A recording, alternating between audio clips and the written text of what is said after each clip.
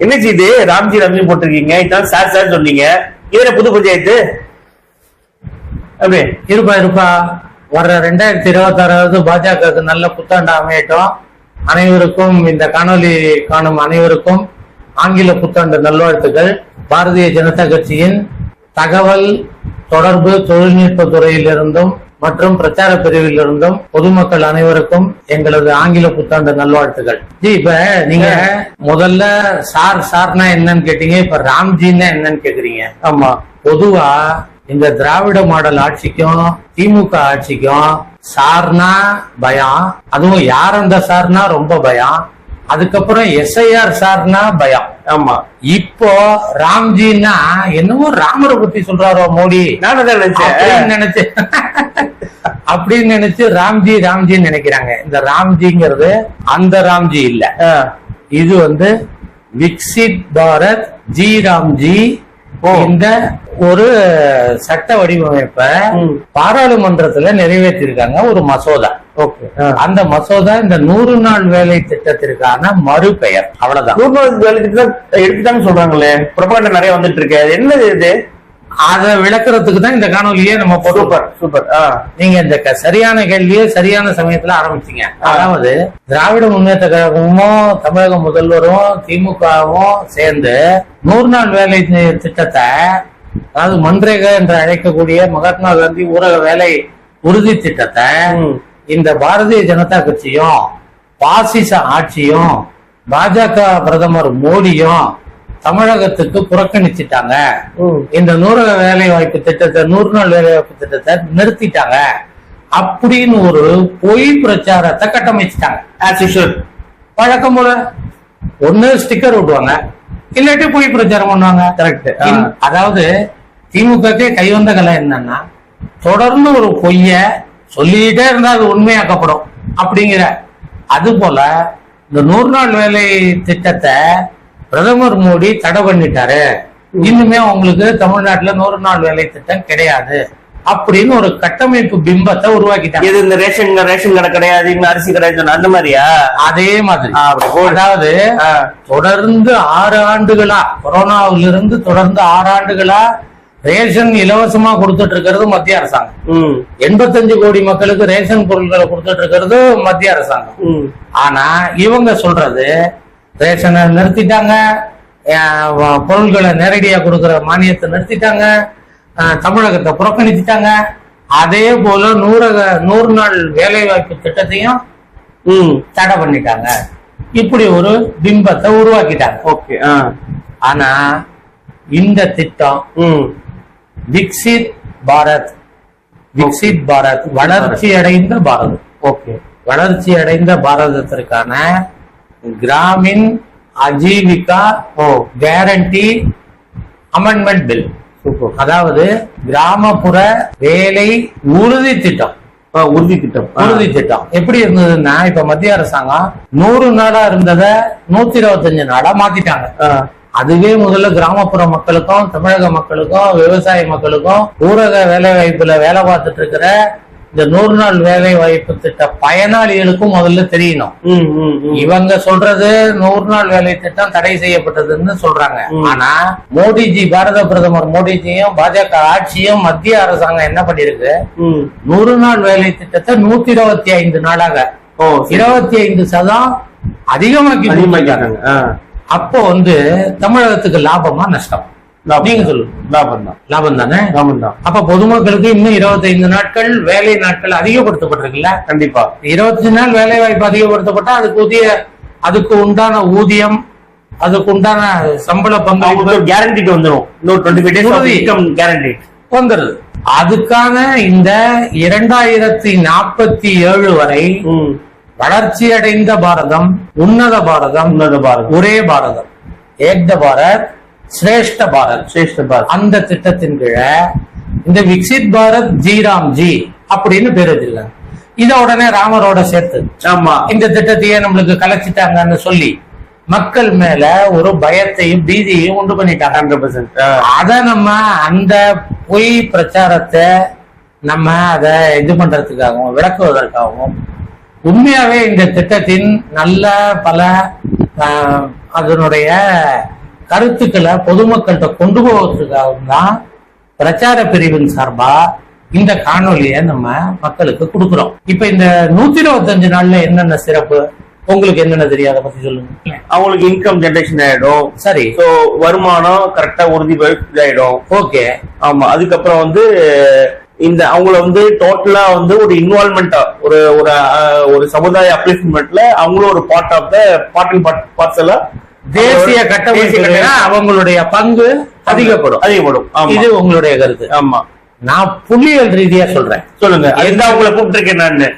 வணக்கம். அதாவது புள்ளியியல் ரீதியா 2014 இருந்து இப்ப 2025 நிதியாண்டு வரையில் மொத்த பாரதத்துக்கும் இந்த மன்ரேகா என்று சொல்லக்கூடிய மகாத்மா காந்தி ஊரக வேலை உறுதி திட்டத்தின் கீழ் 8.5 லட்சம் கோடி ரூபாய் பொதுமக்களுக்காக கொடுக்கப்பட்டு தேச கட்டுமான பணிகள் நிறைவேற்றப்பட்டது. அதுல எம்ப்ளாய்மெண்ட் ஜெனரேஷன், நேஷன் பில்டிங், அதுல அதிகமான கட்டமைப்புகள் இருக்குன்னா நீர்நிலை ஆதாரங்கள் புதிதாக உருவாக்குதல், புனரமைத்தல், கிராமப்புற மண் சாலைகள் அமைத்தல், தார் சாலைகள்னு வந்துட்டா மாநிலம் ஆமா, மண் சாலைகள் கிராமப்புற மண் சாலைகள் அமைத்தல், நீர்நிலைகள், வயல் வாய்க்கால்களுக்கு நீர் போக்குவரத்து ஏற்பாடுகள் மற்றும் நீர் பாதுகாப்பு. அப்ப என்ன ஆகுதுன்னு கேட்டீங்கன்னா நிலத்தடி நீர் ஏறுது. நிலத்தடி நீர் ஏறினாலே விவசாயம் செழிக்கும். விவசாயம் செழிச்சாலே வளர்ச்சி பெருகும். அந்த பேசிஸ்ல இந்த 100 நாள் வேலை திட்டம் பொதுமக்களுக்கு உதவியா இருக்கு. இப்ப அது 125 நாளா ஆனதுல தமிழகத்துக்கு என்ன லாபம்? எப்பயுமே இந்த மத்திய அரசு அதாவது பாஜக சொல்வது மத்திய அரசு, திராவிட மாடல் சொல்வது ஒன்றிய அரசு. ஆமா. திராவிட மாடல் சொல்வது ஒன்றிய அரசு. இந்த ஒன்றிய அரசு அப்படிங்கிறது இவ்வளவு ஆண்டுகளா, இந்த 12 ஆண்டுகளாவே கிட்டத்தட்ட இந்த 8.5 லட்சம் கோடி மத்திய அரசு திட்டத்தின் கீழ் தான் இந்த திட்டம் செயல்பட்டு வந்திருக்கு. அப்ப அதுக்கு கொடுக்கப்பட்ட பணங்கள் யாரோடது? மத்திய அரசு. அதான் ஒன்றிய அரசு. ஆமா, ஒன்றிய அரசு. நீங்க சொல்ற ஒன்றிய, ஆமா, நீங்க சொல்ற ஒன்றிய அரசு தான் இப்ப தமிழகத்துக்கு 12 வருஷமா பணம் கொடுத்திருக்கு. ஆமா, சரி. அதுக்கு முன்னாடி யாரு கொடுத்தா? அதுவும் மத்திய அரசு. ஆமா. காங்கிரஸ் ஆட்சியில இருந்த 2004 அறிமுகப்படுத்தப்பட்ட தேசிய ஊரக வேலை உறுதி திட்டம்ங்கிறது 2005 மகாத்மா காந்தி வேலை உறுதி திட்டமா மாற்றப்பட்டு இப்ப வரையில் மகாத்மா காந்தி மன்ரேகா என்று அழைக்கப்பட்ட 100 நாள் வேலை திட்டம். எப்படி இருந்தாலும் மத்திய அரசு தாங்க இந்த பாரதத்துக்கு பூரா அந்த திட்டத்துக்கு பணம் கொடுத்துருக்கு. கண்டிப்பா. நீங்க இவ்வளவு நாள் என்ன சொல்லிட்டு இருந்தீங்க? மத்திய அரசு, இப்ப ஒன்றிய அரசு சொல்றோம். அரச மட்டும் சொல்றீங்க. ஆனா மத்திய அரசு தமிழகம் புறக்கணித்தது, மத்திய அரசு தமிழகத்தை புறக்கணித்ததுன்னு சொல்லிட்டே இருக்கீங்க. இந்த 12 வருஷமா மத்திய அரசு தானங்க உங்களுக்கு பணம் கொடுக்கும். கண்டிப்பா. அது மக்களுக்கு தெரியணும்ல. ஊரக வளர்ச்சி திட்டத்திற்காக இந்த 100 நாள் வேலை வாய்ப்பு திட்டம்ங்கிறது மத்திய அரசு பணத்துலதான் இயங்கிருக்கு. அதுக்கு ஒரு சின்ன உதாரணம் சொல்றேன். 2014 வரை மொத்தமா அவங்க செலவழிச்சிருந்த தொகை 4,900 கோடி தான். 10 ஆண்டுகள் 2004 to 2014 4,900 கோடி தான். ஆனா 2014 இருந்து 2025 வரையில் தமிழகத்திற்கு மட்டும் 65,000 கோடி மத்திய அரசு கொடுத்திருக்கு. 100 நாள் வேலை திட்டத்திற்காக பாரத பிரதமர் மோடி அவர்கள் மத்திய அரசாங்கத்திலிருந்து தமிழகத்திற்கு மட்டும் ஒதுக்கப்பட்ட அதுல ஒரு நடு 3 ஆண்டுகள் மட்டும் இதுக்கான நிதிநிலை கிடைக்கல. ஏன்னு கேட்டீங்கன்னா 2020 மார்ச் மாதத்திலிருந்து கொரோனாவிலிருந்து 2023 வரை இந்த 100 நாள் வேலை திட்டம் சரியாக வழிநடத்தப்படல, அதற்கான பங்குத்தொகை வரல. அப்பப்ப அவங்க லைஃபே இருக்குமா இருக்கான்னு தெரிஞ்சப்ப வேக்சினை கொண்டு வந்தது சென்ட்ரல் கவர்மெண்ட். உண்மையா சொல்றீங்க? ஆமா, நமக்கு மட்டும் இல்ல, பல நாடுகளுக்கு வேக்சினை சப்ளை பண்ணி நிறைய பேரை உயிர் போய்க்க வச்சது சென்ட்ரல் கவர்மெண்ட். நிச்சயமா நிச்சயமா, அதுல மாற்று கருத்தே கிடையாதுங்க. அதாவது 840 கோடி வயல், ஆமா, இன்ஜெக்ஷன் நம்ம 80 உலக நாடுகளுக்கும் கொடுத்து கிட்டத்தட்ட 600 கோடி மக்களோட உயிரை காப்பாத்திருக்கோம். 600 crores. பாரதத்துல மட்டும் 140 கோடி மக்களுக்கு 3 முறை கொடுக்கப்பட்டிருக்கு. 1 dose, 2 dose, booster dose, 3 dose. அதே போல அனைத்து அயல் நாடுகளுக்கும் இந்தியாவில் இருந்துதான் அதிகபட்ச ஏற்றுமதி. எக்ஸாக்ட்லி, நீங்க சொல்ற பாயிண்ட் நல்ல உன்னதமான புள்ளி விவரம். அதன்படி பாக்குறப்ப இந்த 2020 இந்த 100 நாள் வேலை திட்டம்ங்கிறது 20, 21, 21, 22, 22, 20 அந்த காலங்கள்ல மட்டும் கொஞ்சம் தடைப்பட்டு இருந்தது. சரி, அந்த காலத்தை விடுவோம். 14 இருந்து 25 வரை 65,000 கோடி ரூபாய் மத்திய அரசாங்கம் தாங்க கொடுத்திருக்கு. அதுல இருந்துதான் இந்த மக்களுக்கு அந்த ஊதிய தொகை கொடுக்கப்பட்டிருக்கு. என்ன, இப்ப இருக்கிற சிஸ்டத்திற்கும் இதுக்கு முன்னாடி இருந்த நடைமுறைக்கும் பெரிய வித்தியாசம் இருக்கு. உங்களுக்கு அதை பத்தி ஏதாவது? இல்ல, எனக்கு முன்னாடி இந்த வேஜ் கொடுக்கறது பாத்தீங்களா, ஊதியம் கேஷா கொடுக்குறாங்களா இல்ல வந்து அக்கௌண்ட்ல? அதாவதுங்க 2014 கிட்டத்தட்ட 2022 வரையில் 2022 வரையில் மக்களுக்கு ஜன்தன் அக்கௌண்ட் திறக்கப்பட்டிருந்தாலும் இந்த ஊதியத்தை 100 நாள் வேலை வாய்ப்புக்கான ஊதியம் அவங்களுடைய அந்த சம்பள தொகைங்கிறத ஒரு விட்ரல் ஸ்லிப் வழியாத்தான் மக்கள் எடுத்துட்டு இருந்தாங்க. ஆமா, அப்ப என்ன நடந்துட்டு இருந்ததுன்னு கேட்டீங்கன்னா, வங்கிகள்ல கூட்டம் அலைமோதும். அப்ப அதுக்கு என்ன பண்ணுவாங்கன்னா, ஊரக வளர்ச்சி திட்ட துறையில் இருந்து ஒரு அதிகாரி வந்து அத்தனை பேருடைய அந்த பணம் எடுக்கும் சீட்டு, விட்ராயல் ஃபார்ம்னு சொல்லுவோம், அந்த விட்ராயல் ஃபார்மை பூரா மொத்தமா வாங்கி அந்தந்த ஊர்ல உள்ள வங்கி கிளைகள்ல கொடுத்து, இந்த மக்கள் பூரா வந்திருக்காங்க, இவங்களுக்கு பணம் எடுக்கணும் அப்படின்னு சொல்லி கொடுத்துருவாங்க. அதுல என்ன நடந்துட்டு இருந்ததுன்னு மக்கள் சொல்றாங்க.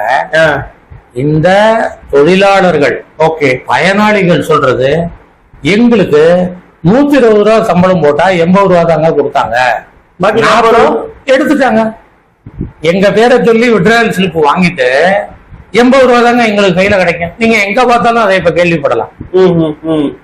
இப்ப நடைமுறைக்கு என்ன வந்திருக்குன்னு கேட்டீங்கன்னா, இனிமே வாரம் சம்பளம் கணக்கில் வரவு வைக்கப்படும். Super. DBT, direct benefit transfer. Okay, அந்த ஆதாரையும் உங்களுடைய கணக்கு எண்ணையும் இணைத்ததுனால இந்த 100 நாள் வேலை திட்டத்திற்கு 125 நாள் கான அந்த ஊதியம்ங்கிறது நேரடியா உங்களோட கணக்கிலேயே வர வைக்கப்படும். அப்ப இதெல்லாம் எனக்கு ஒரு புரியுது. ஏன் வந்து bank account for every Indian, every citizen of இந்தியான்னு சொல்லிட்டு ஏன் மோடிக்கு கொண்டு வந்தாருல? மேபி இதுக்காக கூட இருக்கலாம். Powerful missionary man. நிச்சயமா. ஆமா, அவர் பாத்தீங்கன்னா அந்த 15 ஆகஸ்ட்ல இவர் ஜன்தன் கணக்கு அப்படின்னு சொல்லி பொதுமக்களுக்கான வங்கி கணக்கு அப்படின்னு சொல்லி ஒண்ணு ஆரம்பிச்சார். அதுல 0 பேலன்ஸ் கணக்கு கூட ஆரம்பிச்சார். கட்டாயப்படுத்தல, குறைந்தபட்ச தொகை கிடையாது. அதுல எல்லாரும் மினிமம் அமௌண்ட் இவ்வளவு கட்டினாதான் பணமே கட்டாம வங்கி கணக்கு வச்சுக்கலாம், அதான் துவக்கினார். அப்படி இப்ப 56 கோடி கணக்குகள் துவக்கப்பட்டிருக்கு. சரி, 56 கோடி கணக்குங்கிறது யார் வேணா ஓபன் பண்ணலாங்க. அதனால பாரத பிரதமர் என்ன சாதனை பண்ணிட்டார் அப்படின்னு நீங்க கேட்கலாம். அப்படி பாக்குறப்ப இந்த 56 கோடி கணக்கில் இருந்து இந்த 8-9 ஆண்டுகளில் மட்டும் கிட்டத்தட்ட 80,000 கோடி ரூபாய் புழக்கத்திற்கு வந்திருக்கு. இது ஒரு பெரிய சாதனைங்க. கண்டிப்பா. பேங்குக்கே போகாத இருந்த கிராம மக்கள் இப்ப வங்கிக்கு வர்றான். வங்கிக்கே வராம இருந்துட்டு இருந்தவங்க பாஸ் புஸ்தகம் வச்சிருக்காங்க, ஏடிஎம் கார்டு வச்சிருக்காங்க. அத வந்து இந்த யூபிஐ, ஜிபே எல்லாத்துலயும் லிங்க் பண்ணிருக்காங்க, QR கோடு வாங்கியிருக்காங்க. அப்ப இவங்களோட இந்த டிஜிட்டல் பண பரிவர்த்தனைங்கிறதும் மேம்பட்டு இருக்கு. ஆமா, அப்படி பாக்குறப்போ உங்களுடைய இந்த 125 நாளைக்கான சம்பளம்ங்கிறது நேரடியா கணக்கிலேயே வர வைக்கப்படும். கணக்குல வர வைக்கப்பட்டப்போ உங்க கணக்கு உங்களுடைய அதிகாரம் இல்லாம யாராவது கணக்குல இருந்த பணம் எடுக்க முடியுமா? Exactly, correct. யாரும் எடுக்க முடியாது. அப்போ உங்களுக்கான 100% ஊதியம் உங்களுடைய கணக்கிலேயே வருமா? இது ஒரு முக்கியமான சேஃப்டி கிடையாது. எக்ஸாக்ட்லி. இதுக்கு முன்னாடி கமிஷன் எடுத்துட்டு இருந்தாங்க.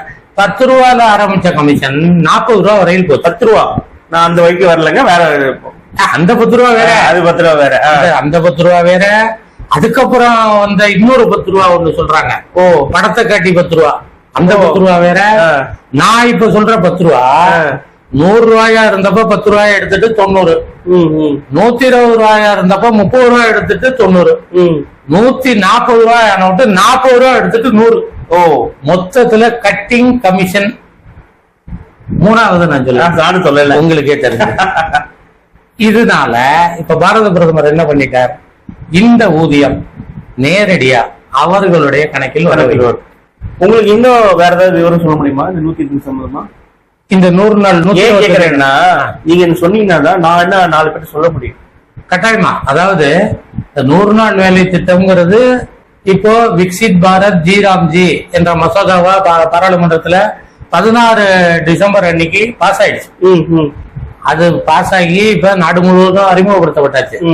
இப்ப இந்த 125 நாள்ல உங்களுக்கு மிக அருமையான அந்த பயனாளிகளுக்கு, உண்மையான உழைப்பாளி, கிராம உழைப்பாளிகளுக்கு ஒரு அருமையான திட்டம் இந்த 125 நாள்ல வருது. என்னன்னு கேட்டீங்கன்னா, வாரம் ஊதிய தொகை கணக்கில் வரவு வைக்கப்படும். 15 நாட்களுக்கு ஒரு முறை உங்களுக்கு ஊதியத்தில் நிலுவைத் தொகை இருந்தால் அதை கேட்டு வாங்குவதற்கு உங்களுக்கு தரவு மேலாண்மையில் மேல மேல்முறையீடும் செய்ய முடியும். அதுக்கும் அடுத்தது, இந்த 15 நாள்ல வரல, எனக்கு இது தீர்வு கிடைக்கல, ஏன் பணம் நான் வேலை செஞ்ச நாட்கள் என்னுடைய தரவுல ஏத்தப்படல அப்படின்னா, நீங்களே அந்த மன்ரேகா அதற்கான விக்சித் பாரத் ஜி அலுவலரை நாடி, நான் இந்த மாதிரி 21 நாள் வேலை பார்த்தேன், 114 நாள் வேலை பார்த்தேன், என்னுடைய இது அந்த கணக்குல வரவு வைக்கப்படலன்னு விவரம் சொன்னீங்கன்னா, அத என்ன சொல்லிருக்காங்கன்னா 45 நாளைக்குள்ள தீர்த்து வைக்கணும்னு சொல்லிருக்காங்க.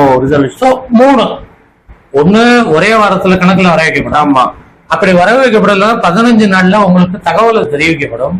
அந்த 15 நாளைக்குள்ள நீங்க உங்களுடைய கணக்கு நிவர்த்தி செய்யப்படவில்லை என்றால் 45 நாட்களுக்குள் சின்ன வட்டி தொகை. ஓ, உங்களுக்கு 254 ரூபா ஒரு நாளைக்கு, அதுக்கு 125 நாள் இன்டு 254 போட்டு அந்த டிலேடு பேமெண்ட், தாமதமாக கொடுக்கப்பட்ட தொகைக்கு ஒரு குட்டி வட்டி தொகையும் சேர்த்து தர்றேன்னு மத்திய அரசு உறுதியளிக்குதே. சூப்பர். இதோட என்னங்க உங்களுக்கு நன்மை வேணும்? 100%. அது 3. இதுக்கு அடுத்தது இன்னொரு சிறப்பு இருக்குதுல, இவ்வளவு நாள் கிடையாது. 125 நாட்கள் அந்த தட்பவெப்பநிலை, கால சூழ்நிலை அல்லது பருவநிலை மாற்றத்துக்கு ஏற்ப ஒரு வருடத்துல 125 நாள் கொடுக்க முடியலை. அதுதான் கேரண்டின்னு சொல்றாங்களோ? அது உறுதி. வேலை வாய்ப்பு உறுதி திட்டம் 125 days. ஆனா அந்த 125 நாள் உங்களுக்கு கொடுக்கலீங்க. இப்ப ஒரு கிராமத்து அம்மா வருது, ஏங்க எனக்கு இந்த கிராமத்துல குளம் வெட்ட சொன்னாங்க, குளம் வெட்டுறதுக்கு போயிட்டு இருந்தேன், 80 நாள்ல போதுமா, சுழற்சி முறையில அடுத்த முறை உங்களுக்கு தரேன் அப்படின்னு சொல்லிட்டாங்க, அப்ப எனக்கு எப்பங்க கிடைக்கும்? அப்படி வர்ற மாதிரி இந்த மாதிரி குறைந்த நாட்கள்ல வேலை நிறுத்தப்பட்ட மக்களுக்கு இழப்பீடு வழங்கும் விதமாக, இழப்பீடுன்னா காம்பன்சேஷன் என்னன்னா, 125 நாள்ல 80 நாள் தான் வேலை பார்த்திருக்கீங்க, அப்ப 45 நாள் வேலை பார்க்கலையே. ஆமா, கரெக்ட். 45 நாளைக்கு ஒரு குறைந்தபட்ச இழப்பீடாக பிராக்கெட்ல போட்டுக்கோங்க, ஒரு ஓய்வூதியம்னு சொல்லலாம். ஓய்வூதியம். அந்த ஓய்வூதியமாக உங்களுக்கு கொடுக்கப்படும், உங்க கணக்குல வர வைக்கப்படும். இப்ப என்னாச்சு, 125 நாள் வேலை உறுதி. அப்படி நீங்க 125 நாள் வேலை கொடுக்கப்படும், உங்கள்கிட்ட இருந்து வேலை வாங்கல, காரணம் என்ன? ஒண்ணு நேச்சுரல் காலநிலை மாற்றம், வின்டர் சீசன், அப்புறம் பயிர் நடவு அல்லது பயிர் அறுவடை காலம் அல்லது மழை காலம், இது மாதிரி இருக்கிற காலங்கள்ல உங்களால அந்த ஃபீல்டுல வேலை செய்ய முடியாது. அதனால இப்போ இந்த 3 மாசம் கழிச்சு, அதாவது ஏப்ரல், மே, ஜூன், அந்த 3 மாதங்கள் நல்லா இருக்கும் எப்பயுமே, ஒரு ஸ்பிரிங் சீசன். ஓகே. ஆனா கடும் குளிர்காலத்துல உங்களால அந்த பயிர் நடவோ அல்லது பயிர் அறுவடையோ அது போன்ற திட்டங்களுக்கு அந்த வயல் வேலைக்கு ஆட்கள் போயிடுவாங்க. ஓகே. அப்போ உங்களுக்கு 125 நாளுக்கு வேலைக்கு ஆள் கிடைக்கும். சரி, ஓகே, புரியுது. அப்ப பாரத பிரதமர் என்ன சொல்றாரு, இவங்களுக்கு 125 நாள் வேலை உறுதியை கொடுத்துட்டு மற்ற காலங்கள்ல அவங்களுக்கு ஏதுவான பணியை செய்ய அவங்கள அனுமதிங்க. அவங்க கட்டட வேலைக்கு போலாம், வயல் வாக்கியல் வேலைக்கு போலாம், அவங்களுடைய விருப்பப்பட்ட பெண்கள் தொழிலகம், பெண்கள் தையலகம், மற்ற வியாபாரங்கள், சிறு வியாபாரங்கள், அது மாதிரி தொழில்களை மற்ற 100 நாட்கள் 150 நாட்கள் அவங்க அதுல கவனம் செலுத்தலாம். அப்ப இரட்டிப்பு லாபம். ஒண்ணு, இந்த 125 நாளைக்கு மத்திய அரசாங்கத்துடைய தொகை கிடைச்சிருது.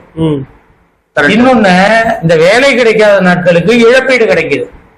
மூணாவதா, அந்த இழப்பீடு கிடைக்காத நாட்கள் நீங்க வந்த பர்சனலுக்கும் பாத்துக்கலாம், பண்ணிக்கலாம், போகலாம், பரவாயில்ல. அதனால விவசாயம் பாதிக்கப்படாது, கட்டமைப்பும் உருவாக்கப்படும். இவ்வளவு சிறந்த திட்டத்தை இந்த தமிழ்நாட்டுல மோடிஜி நிறுத்திட்டாரு, பாசிச பாஜக நிறுத்திடுச்சு, இந்த தமிழகத்தை வஞ்சிக்கிறாங்க எல்லாம் சொல்லி ஒரு பொய்யான கட்டமைப்பையும் பிம்பத்தையும் உருவாக்கிட்டாங்க. இத மக்களுக்கு எடுத்து சொல்ல வேண்டியது நம்ம காரியகர்த்தாக்காக இந்த காணொலி போடவில்லை.